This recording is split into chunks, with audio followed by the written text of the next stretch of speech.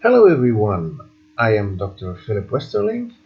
I am a radiation oncologist currently working at the University Hospital of Liège, and I have been asked to present our Cancer Risk Calculator app to you today.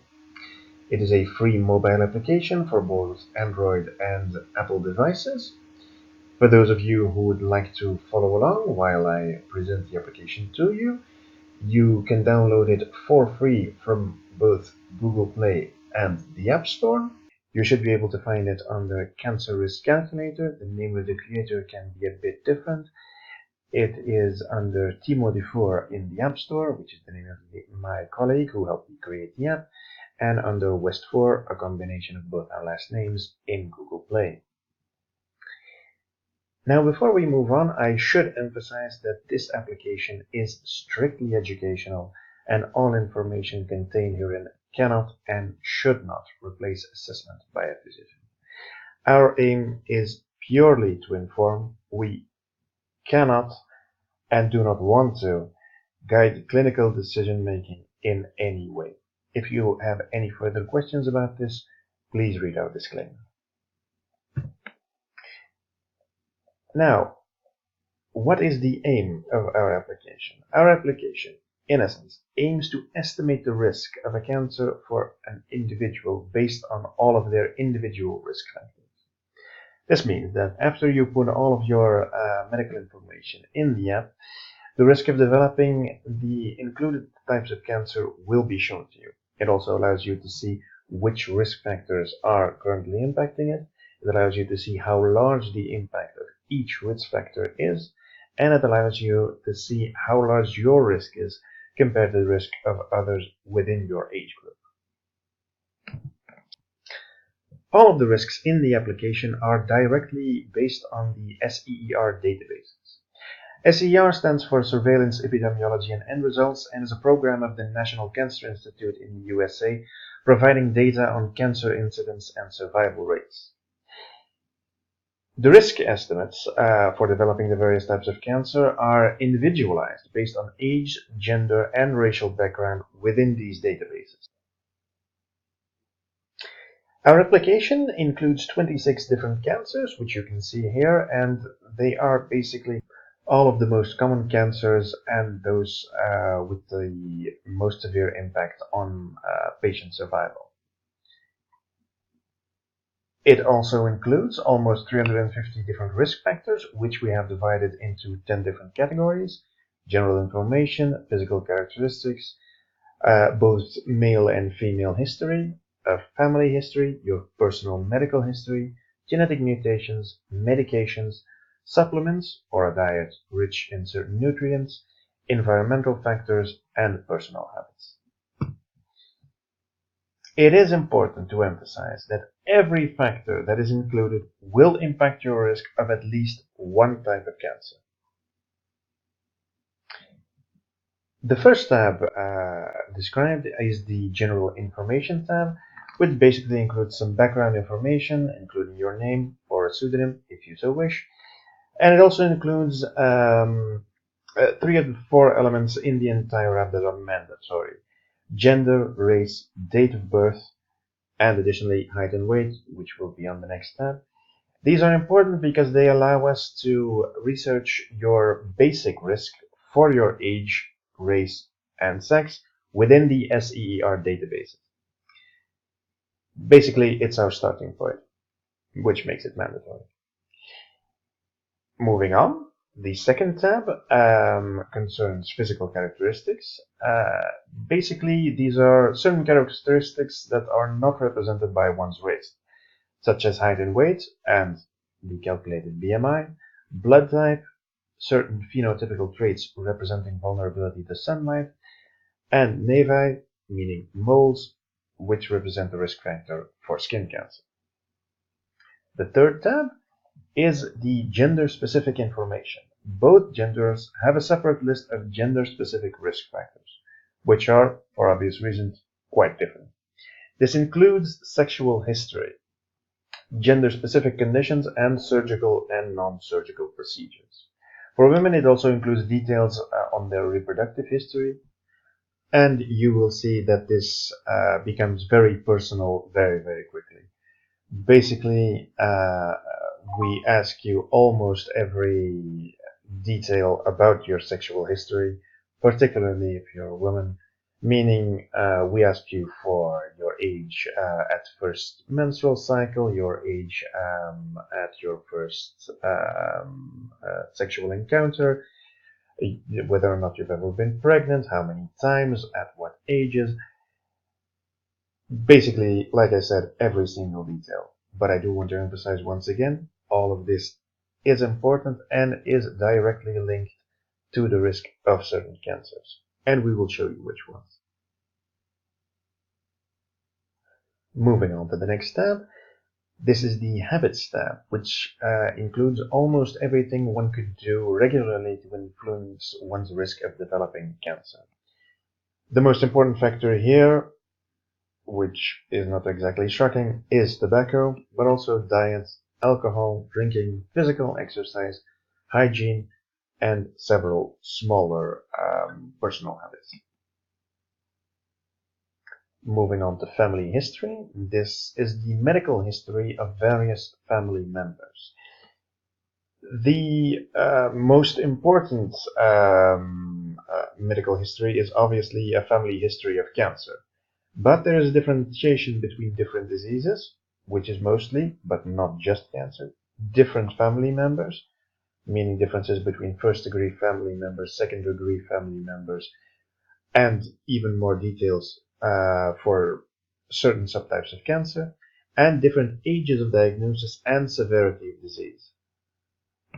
I should point out that not every cancer is included here.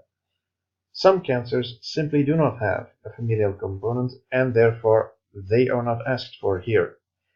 Same thing, of course, when considering all the underlying details, considering which family members have had the diagnosis. If it's not asked, that means that there is no convincing evidence that this plays a huge role. Moving on to personal medical history. This includes all of the medical conditions and interventions in your personal history that impact your cancer risk. This includes previous cancer diagnoses, infections, both individual episodes and chronic infections, certain diagnostic tests, treatments, both surgical and otherwise, pathological syndromes, and chronic conditions. I won't go into a lot of detail here because, quite frankly, the list is quite enormous, but if you do have a condition and you cannot find it here, basically that means that there is no convincing evidence that your condition impacts your risk of cancer in any way. I do also want to mention here that while you can indicate previous cancer diagnoses, this app is not made to calculate or estimate your risk of a relapse. On the other hand, if you have had a cancer in a certain organ, that might impact your risk of developing another type of cancer, and the risk factors that influenced your risk of developing that cancer when considering a bilateral organ might be relevant for the contralateral side. Meaning basically that if you have had, for example, breast cancer in one breast, the risk factors that may have played a role in the development of that cancer might still play a role in the development of a cancer in the other breast. Moving on to genetic mutations. Listed here are genetic mutations that are linked to quantifiable risk changes for developing various cancers. Now, I should emphasize here that there are a lot of mutations that are probably, very likely, related to certain cancers, but for which the link is not yet quantified, and as such, those links are not included here.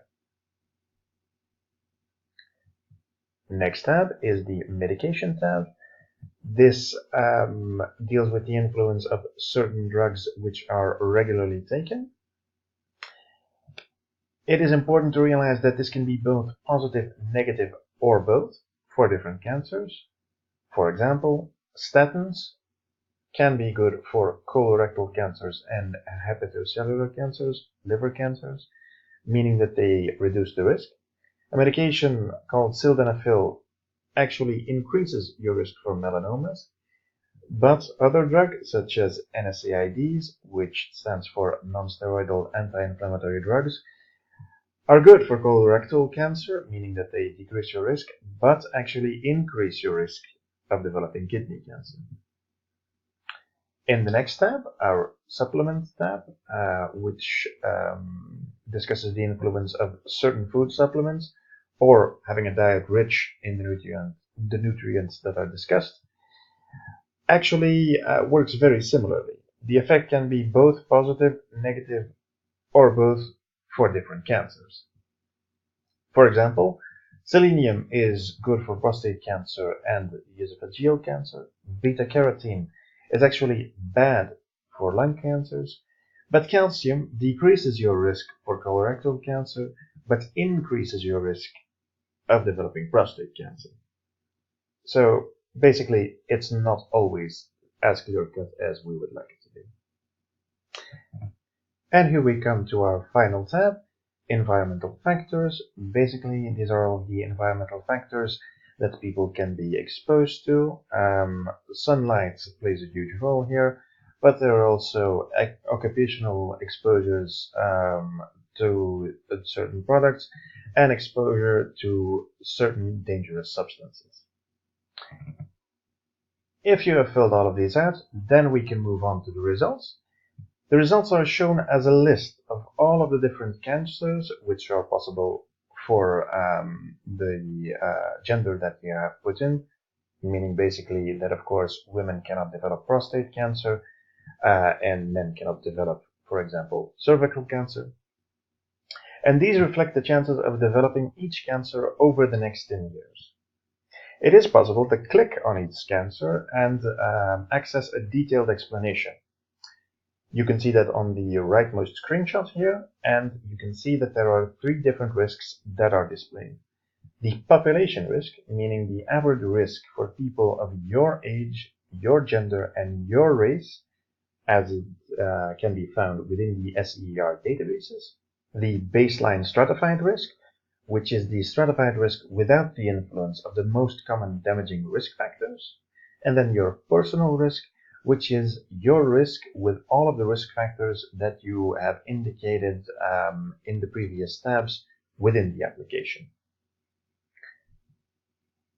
As you can see here, there is also a small table that shows you all of the different risks, not just in 10 years time, but also at 20 years time and at 30 years.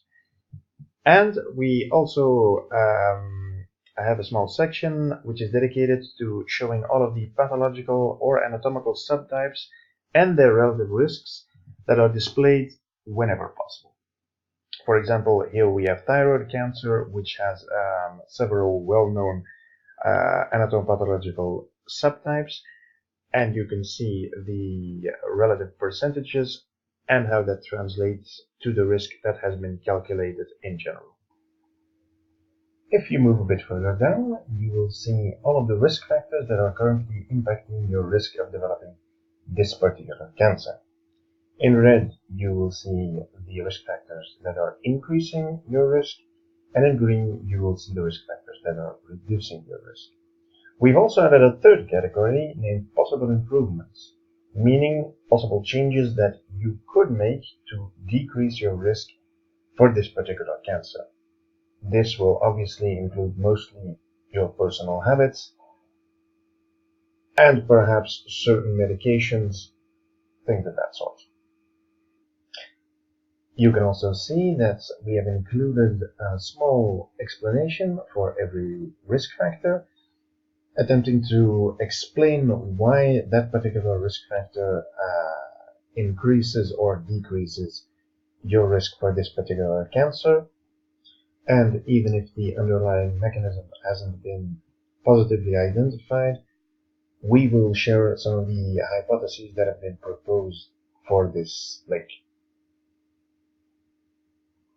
For example, as you can see in the leftmost screenshot, Women who have never been pregnant are at a slightly increased risk of developing breast cancer, which is presumed to be due to hormonal changes during the pregnancy. And as you can see in the middle screenshot, a sufficient intake of dietary fiber reduces the risk of colorectal cancer. Several plausible mechanisms have been proposed to explain this, including increased stool bulk and dilution of carcinogens in the colonic lumen, reduced transit time, and bacterial fermentation of fiber to short-chain fatty acids. Obviously, the lists of risk factors and the explanations of why they impact the risk of this particular cancer are different for each individual cancer. I do not have time to go into all of them here, but feel free to play around with this within the app. I'm sure you will find it most interesting. There is a button dedicated to showing you the references for each risk factor. For every risk factor that is discussed, an individual reference to the relevant article in a peer-reviewed scientific journal where the number is derived from is available. If possible, priority was given to meta-analysis, journals with high impact factors, such as the New England Journal of Medicine or the Lancet of Oncology, more recent articles, and larger studies. You can see examples here. Feel free to look up these articles. You will see that all the numbers discussed can be found within.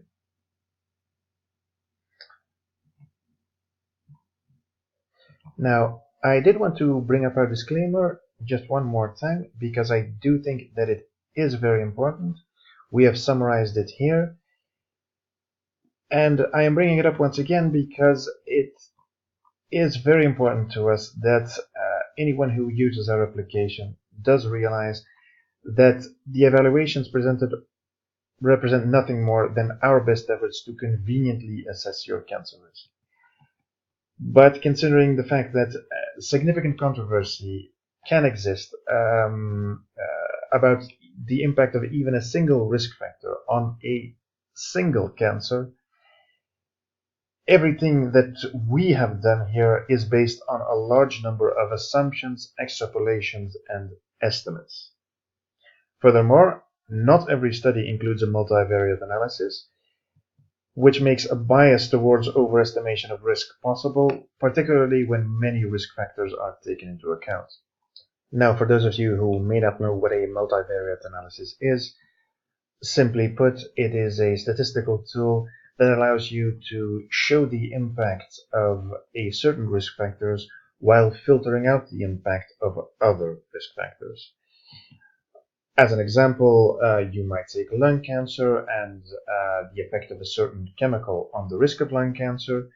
If you have a group of people who have been exposed to the chemical and a group who has not been, you can only compare those two groups one-on-one if they, for example, have similar percentages of smokers.